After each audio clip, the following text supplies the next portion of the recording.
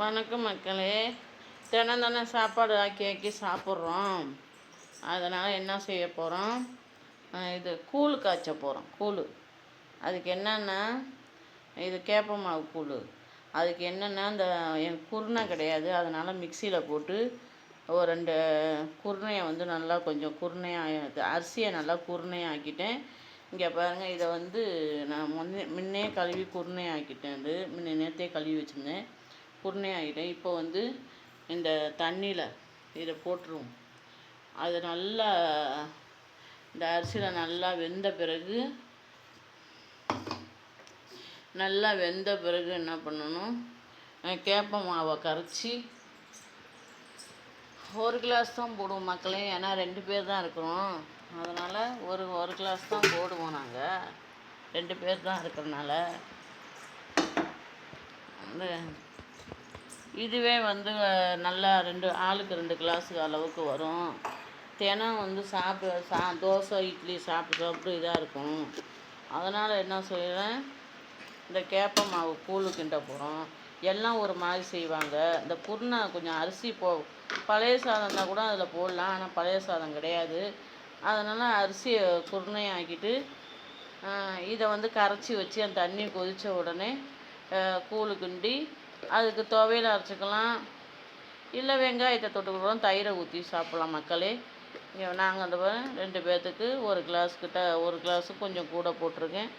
இதை வந்து கேப்ப மாவு, இதை உப்பு போட்டு தண்ணியை கரைச்சி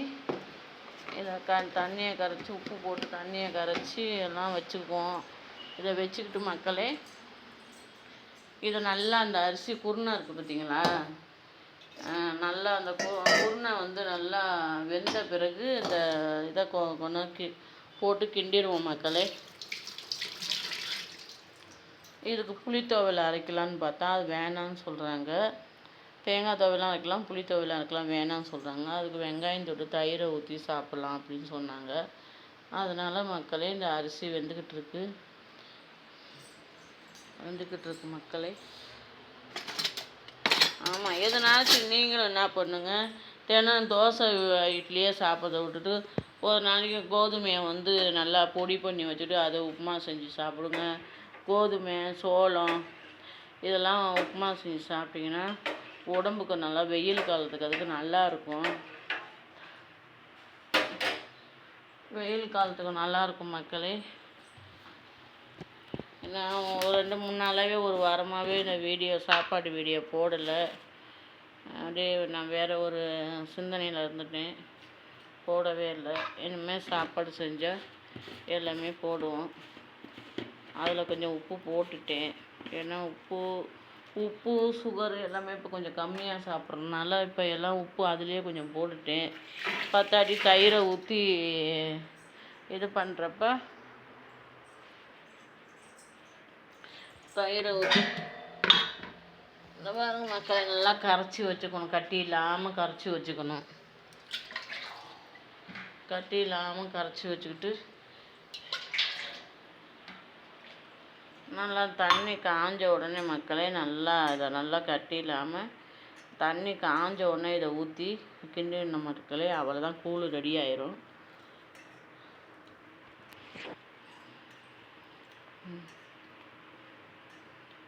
யார் யாருக்கு கேப்பக்கூழெல்லாம் ரொம்ப பிடிக்கணும்னு சொல்லுங்கள். இப்போ கட்டி இல்லாமல் கரைச்சாச்சு.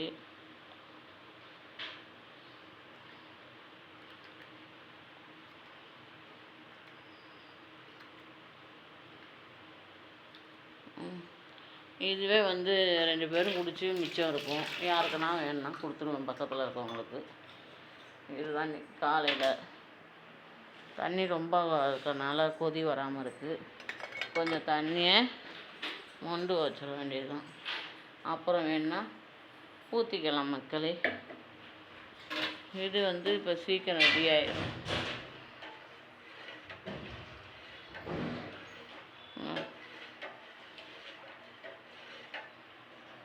10 நிமிஷம் கூட ஆகாதுக்கு சீக்கிரம் ரெடி ஆயிடும் கூழ்.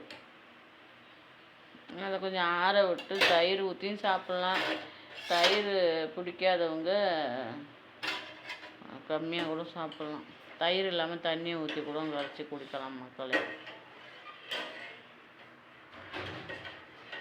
மாவு இருக்குது, தினம் தானே சாப்பிட்றோம். கூழ், ஒரு நாளைக்கு கம்பு, ஒரு நாளைக்கு கோதுமை ரவா, ஒரு நாளைக்கு இது கோதுமை ரவா, அப்புறம் சோளத்தில் அதை பொடி பண்ணி வச்சிட்டோம்னா அதுவும் உப்புமா செய்யலாம்.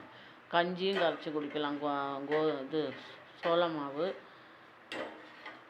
கஞ்சியும் வச்சு குடிக்கலாம், உப்புமாவும் செஞ்சு கொடுக்கலாமே. இப்போ முடிஞ்ச அளவுக்கு தினம் இட்லி தோசை சாப்பிடாம உங்கள் பிள்ளைங்களுக்கு விதவிதமாக ஒன்று செஞ்சு கொடுங்க. குடும்பத்துக்கு நல்லாயிருக்கும். அது மாதிரி காய்கறிங்கெல்லாம் நல்லா சாப்பிடுங்க, நல்லாயிருக்கும் மக்களே. இது பிடிச்சிருந்தா ஒரு லைக் பண்ணுங்கள், கமெண்ட் பண்ணுங்கள். நான் இதுக்கு ரெடி ஆனோடனே உங்களுக்கு காமிக்கிறேன். பாய்.